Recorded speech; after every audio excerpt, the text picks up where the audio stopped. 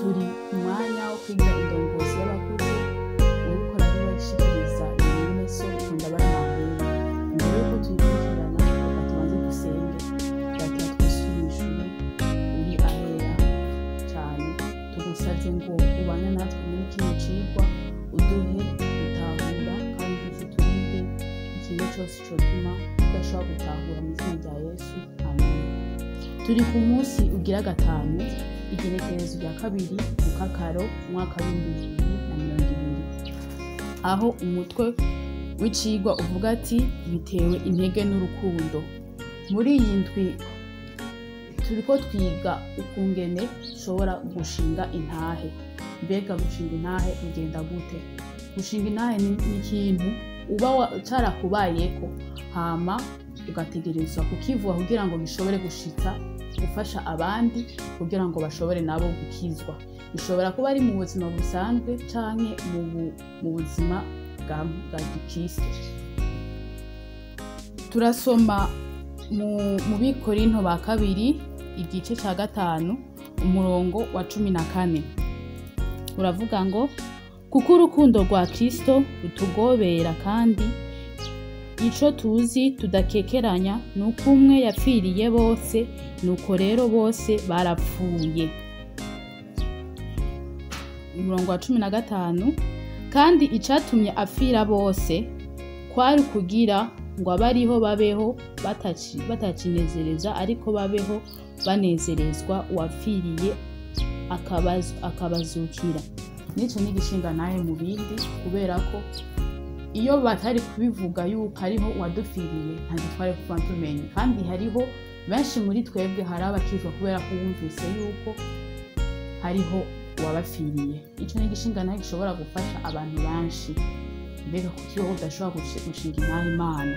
Turabandanya dusoma kuri ico gitece ca gatanu ku murongo wa 18 gushika kwa 20. Ariko ivyo vyose biva ku Mana yatwiyujujeko ku bwa Kristo ikaduha igikorwa co kugabura umwuzuzo. Niko kuvuga yuko Imana yari muri Kristo yiyuzuza abari mw'isi, ntiyabaharukako ibicumuro vyabo, kandi yatubikije ijambo ry'umuzuzo. Nico gituma turi intumwa mu gishingo ca Kristo.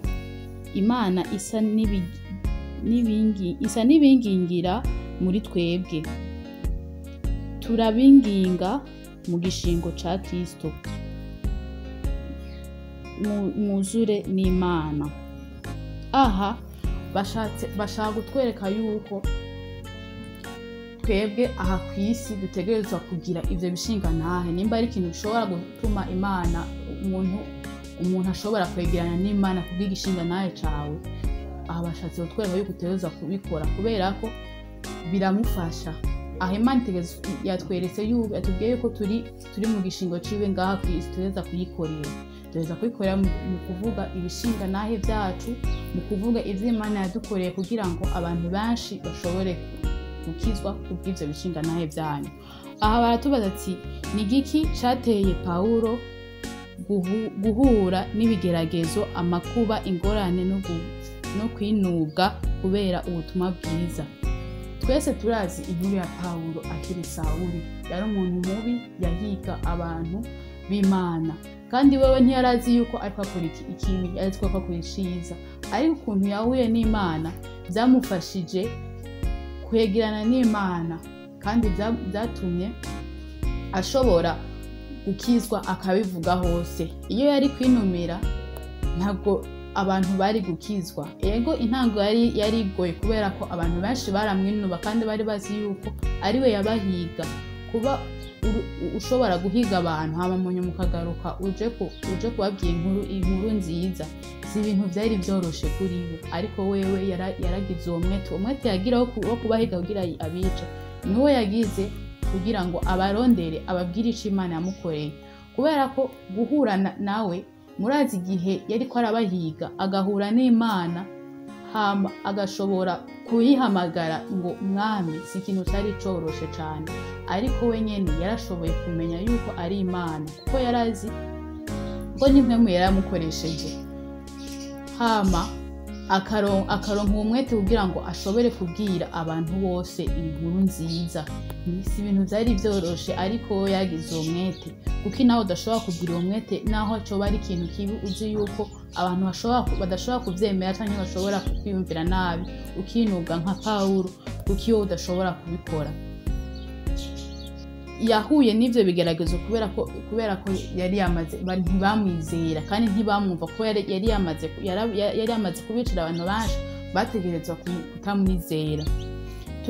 Turasubiramo ca gice ca 5 umurongo wa 20 uvuga ngo nico gituma turi intumwa mu gishingo ca Kristo. Imana isa n'ibingingira muri twebwe, turabingingira mu gishingo ca Kristo, mwuzure n'Imana. Aha baratubwira uwo mwete tugira kubera ko n'Imana turi mu gishingo cayo aha kw'isi. Niyo mpamvu tutegerezwa kugira uwo mwete. Niyo nyishu ushobora kwishura, canke mukaba mufise iyindi nyishu ushobora kwishura, ariko je niyo nyishu je ushobora kubona yuko yoba ihuye n'ico kibazo. Intumwa Pawulo yatewe umwete n'urukundo. Hariho ibintu uzokora kubw'urukundo utazokora kubw'izindi mvo. Intumwa yavuze ukuri kw'ibihe byose igihe yatangaza ko urukundo rwa Kristo ruduhimiriza. Ijambo guhimiriza risobanura gukangurira cane, gusunika, kugendura canke gushishikara. Urukundo rwa Kristo rwagenzura ibikorwa vya Pawulo kandi rugatera intege igishingantahe ciwe. Yisunze intumbero itajegajega n'impwemu idasanzwe yasangiye n'abandi umugambi w'agakiza kw'isi ya Mediterane. Aha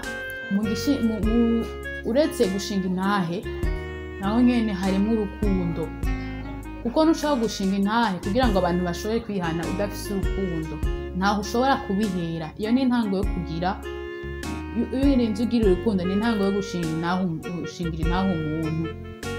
Aha Pawulo yabikoze kubw'urukundo, kuko yari yamaze guhura n'abantu, yari yamaze guhiga abantu benshi, kandi hariho abamwizera bakamwemera bakanamushigikira. Yategerezwa kubabwira uko yahize abantu abica kubw'ijambo ry'Imana, nuko yagize urukundo aba arondera abagaruka kuri Yesu, kubera ko yari yagize urukundo. Natwe nibwo duhamagariwe kugira urukundo kugira dushobore gushinga intahe. Hariho amajambo aboneka mu gitabo c'urugo rukristo cyanditswe na Ellen G. White kw'ipaje ya 411. Urukundo rugomba kuguma mu mutima. Umukristo nyawe akura intumbero z'ivyo akora mu rukundo rwimbitse akunda shebuja. Kubw'ubwo rukundo nyene ruvamwo kugirira impuhwe bene data biwe. Muri aya majambo baguma batwereka yuko tuteza kugira urukundo, kubera ko urinze umushingira intahe no kumugirira urukundo, kugira umugiriye impuhwe. Icambere ubanza kwanza kumugirira impuhwe, hama ukamugirira urwo rukundo, kuko iyo umuntu umugiriye impuhwe uramugira n'urukundo, hama ukamubwira iyo nkuru ushaka kumubwira kugira ngo ashobore kugaruka ku mwami wacu. Iyaremye ibintu byose, galaxy, inyenyeri, abamarayika, isi hamwe n'ayandi masi yose. Niwe yadupfiriye ku musaraba ku bwacu. Kuki wiyumvira ko uko kuri gutangaje gushobora kurema muri twebwe gukunda Imana no gushaka gusangira urukundo n'abandi? Ikibazo turasoma nitwasoma mu Baroma 5 murongo w'10 uraza kudufasha kwishura ico kibazo, ko twujujwe n'Imana n'urupfu rw'umwana wayo tukiri abansi bayo, none tumaze kuzura nayo ubugingo bwiwe buzorushiriza kudukiza. Aha iki kibazo batubaje ati kuki wiyumvira ko uku kuri gutangaje gushobora kurema muri twebwe gukunda Imana no gushaka gusangira n'urukundo. Kubera ko aha Imana yaradupfiriye kandi dutegerezwa kumenya urwo rukundo.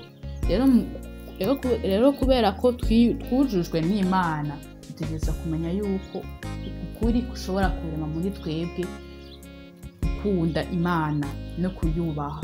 Rero turabashimiye kubwo mwumvise iki cigwa, kandi tubandanye twiyumvira gushingira intaya abantu, tugire urukundo, tugire n'impuhwe mu bantu, kugira ngo dushobore kubabwira inkuru nziza, kwegeranya n'abantu, ubabwire inkuru, ikintu cyose coba caragushikiye kugira ngo gishobore nako kubagirira neza. Turabashimiye rero kuko mwafashe akanya mukatwumviriza, tubasaba yuko ikibazo cyose ushobora kugira n'inyunganizi ushobora kugira aho munsi, ukafyonda kuri commentaire kugira ngo ushobore kwandika ikibazo cawe wagize kugira ngo ushobore kwishura. Murakoze. Reka dusenge. Data uri mu ijuru, turagushimiye yuko wabanye natwe muri kino cigwa, tugusabye ngo kitugire ikimazi, ntiducirengagize kandi kizogume mu mitima yacu, muri uduhe mwe muyaga ashoboze kudutahuza, kandi tubandanye tuciga tukinonosora mu izina rya Yesu, amen. Ku bantu ari ubwa mbere mwumvirije iki kiganiro canke muravye kuri channel yacu, turabasavye murabe aho munsi mufyonde aho handitse s'abone, hama mugira gukora kengeri kugira ngo mubandanye mwumviriza ibiganiro byacu bica kuri channel yacu.